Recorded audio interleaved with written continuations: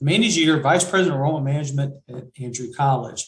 With me today is Dr. Dan Colin, who's the head of our music program. Dr. Colin, thank you so much for being with us today. Hi, thank you for having me. Yeah. Listen, tell us a little bit about the music program at Andrew College. So like most college music programs, we pretty much have two halves. On one side, we have instrumental music. On the other side, we have vocal music. Our instrumental music program is pretty much what you consider to be your traditional band instruments, as well as rhythm section instruments like drums, bass, guitar, and piano.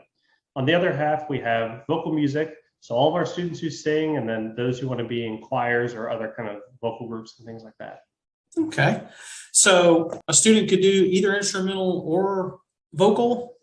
Students can do as many things as they want, actually. I've had several students that have been primarily instrumental music majors, but they have sung in church choirs, or they were in choir or theater or musical theater when they were in high school, and they still want to continue to do that. So you're free to do pretty much as many things as you want, as well as take lessons on multiple instruments or voice lessons and instrumental lessons. Okay. Now I know you have a brand new updated facility. Tell us a little bit about your facility now. Yeah, we have the Richard B. Taylor Music Center, which was just dedicated last spring at our arts festival. It was awesome. I was super excited about it. So the building was completely renovated, gutted, and it is absolutely beautiful inside and outside.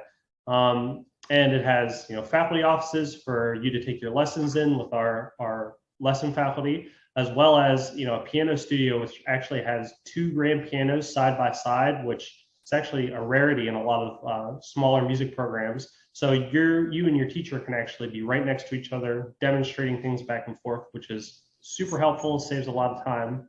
And then we have several practice rooms for students to have their private practice time. They can keep their instruments there nice and secure and safe. Each one has a piano or a keyboard inside if you want to practice your piano skills. And then outside of that, we have a really large kind of flex space. So it's a big rehearsal space where we do all of our choir rehearsals, all of our band rehearsals and things like that, as well as doing some of the academic music classes with some really, really great technology, great audio equipment, big, huge smart TV that I can use to draw music theory stuff on, and it's really, really helpful.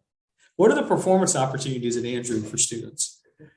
We have a large variety of different performance opportunities. And every year, we actually, as a whole fine arts department, like to kind of try to integrate as much of our different things together and kind of come up with some new ideas and things like that, rather than just having the same old schedule and the same old opportunities every semester. So students are generally able to perform in formal concerts, which are usually in the evening. You perform for your students, family, local community members. They're supposed to give recitals by the time they graduate. So you perform, on your instrument with maybe piano accompaniment, or if you're a pianist by yourself, a singer, things like that. But outside of that, we also have a lot of different opportunities, such as our Big Arts Festival, which is our kind of hallmark arts event that happens in the spring. Every area of the fine arts program does something. I try to do a student jazz festival where we bring in lots of high school students to kind of get them excited about Andrew College, and then they're able to be a great receptive audience for our students to perform for.